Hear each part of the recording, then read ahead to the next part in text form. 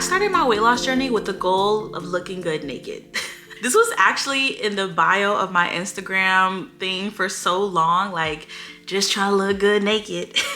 Because let's be real, I wanted to lose weight because it was all about aesthetics for me. There was clothes I wanted to wear. I wanted my body to look a certain way. I wanted to feel confident, naked, and clothed, but especially naked.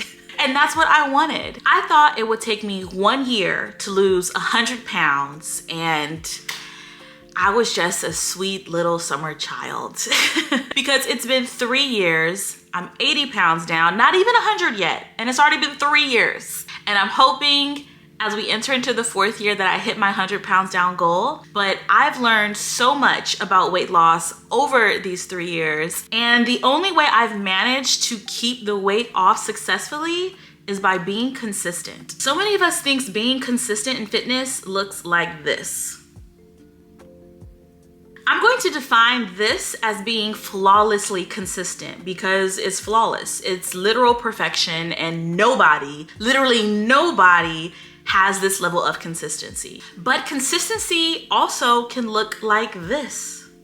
We have so many different ways to be consistent, and for the sake of this video, I'm gonna create terms to name them all, okay? So we have flawlessly consistent, diligently consistent, because that's still pretty freaking consistent, moderately consistent, and conveniently consistent. And all of these types of consistency are still going to result in success. They're all going to help you lose weight, keep the weight off, and ultimately change your life. There are a few things that my consistency over the years has taught me. Number 1, physical fitness is about more than how you look. I know I started this wanting to look good naked. Your girl still is always striving to look good naked, and heck, I feel like I do look good naked. But I've learned that physical fitness impacts so much more than just your physical body. It also results in less anxiety, stronger bones, better quality sleep, decreased cancer risk, averaged increase of life. It's literally a superpower. Every day that you show up to the gym, that you work out, that you move your body, and you're trying to be consistent in physical fitness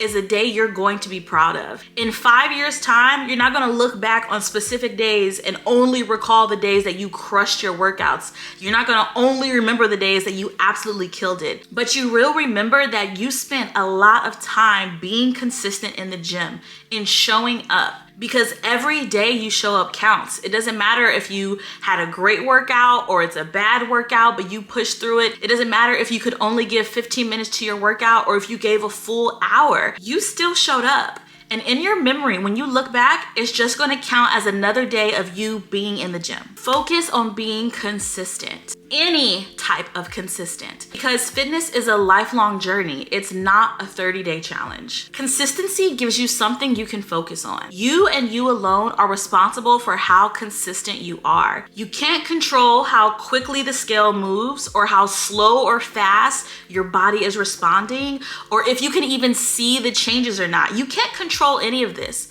but you can control how consistent you're following your diet, how consistent you're following your workout plan. And this is what you should be focusing on. You should be focusing on the fact that you're becoming someone who takes care of their health, who's eating properly, who's moving their body, because that's something to be proud of, and that's what's going to result in the change you want to see. Focus on what you can control, and the only thing you can control is you being consistent. To go with our theme of consistency here, I want to show you guys this game-changing, revolutionary body analyzer that you can use at home to measure your progress and motivate you to stay consistent. I got a scale, and not just any scale. This is like a body fat reading, body analyzer, everything you could ever want in a scale. So I'm so happy that Helloooo sent me this and partnered with me for this video, because we about to check it out today.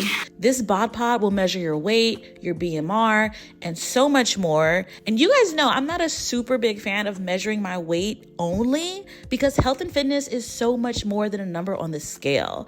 And I love that the bod pod allows you to track your weight, and with the Helloooo app, it'll track so much more. Personally, I'm going to be using it to track my muscle mass. I'm also going to keep an eye on the scale and my weight and my body fat percentage, only because I have a goal of hitting 100 pounds down.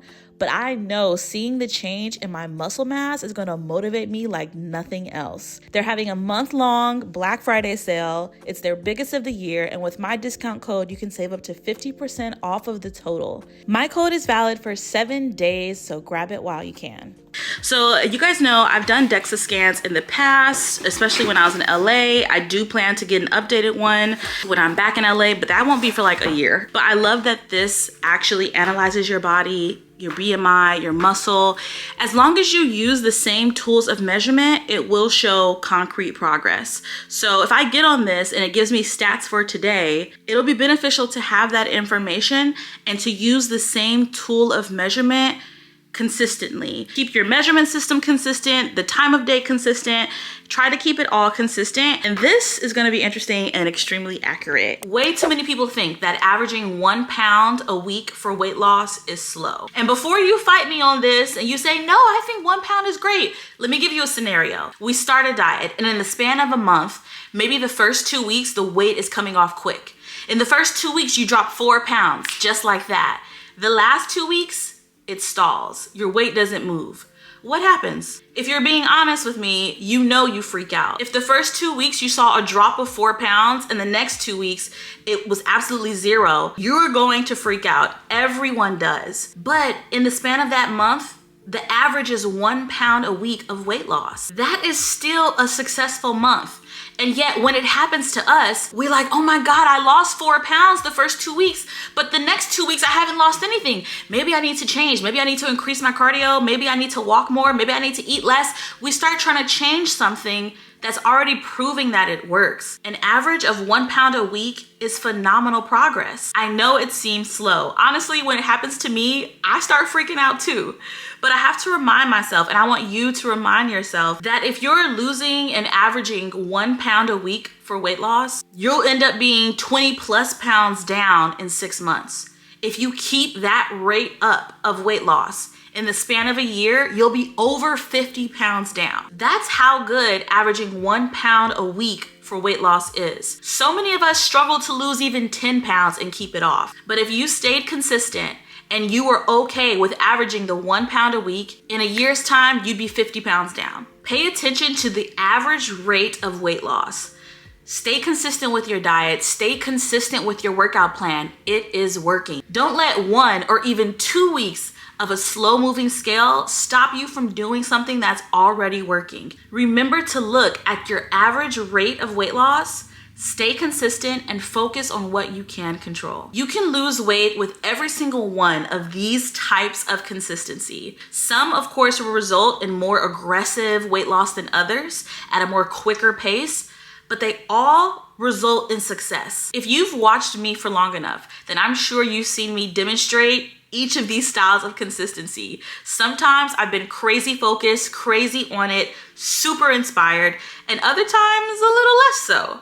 But no matter what, I show up. Whether I'm aiming for 100%, 80%, 60% or less, but I'm trying and I stay constantly trying. Sometimes I'm losing 30, 40 pounds in a year, and other times, like this last year, I think I've lost 10. But at the end of the day, what matters is consistency and me showing up time after time. 3, you can be consistent in how you train and how you eat. Sometimes I have a consistent eating schedule. Sometimes I eat the same thing every day for the entire week. Other times I might only have 1 meal, either breakfast or dinner, that I'm eating for that entire month. Having routine meals that I can turn to definitely helps simplify my life. And sometimes I want more variety than others. So this is why my eating patterns change, and I have different levels of consistency with them. My morning routines also change, and I've shown different levels of consistency with my morning routines. Sometimes I'm getting up every single day, starting my day with water and a light walk. Other times I'm reading a book and doing morning stretches. Depending on what's motivating me, depending on what I'm excited about, I'll do it. And my routine changes and my level of consistency can also change. But I'm still always being consistent. The only type of consistency that you want to avoid is this: absolute zero. Because this means you're stagnant. This means you're not going nowhere. This means you're not doing anything. My training is also conveniently consistent. Over the years, I've dabbled in so many different types of training, from powerlifting to gymnastics to running and now calisthenics, and on and on and on the list goes. But guess what? At the end of the day, I've still seen improvement across the board with my weight loss, with every style of training that I've picked up. And the only reason why is because I have yet to put it down. I may change how I'm moving my body, but I'm consistently always moving my body. I may change what I eat and how I eat, but I'm consistently paying attention to what I'm eating. Progress doesn't come from going all out for 3 days and then failing and tapering off and doing nothing. It comes from the small steps, the little habits, the little things you do over and over and over again, day in and day out. It comes from you trying, failing, but still picking yourself back up. Those are the actions that stack up over time and create big wins. Thank you guys so much for joining me today and for watching this video. Please give it a like, make sure you're subscribed, and I'll see you soon with another one.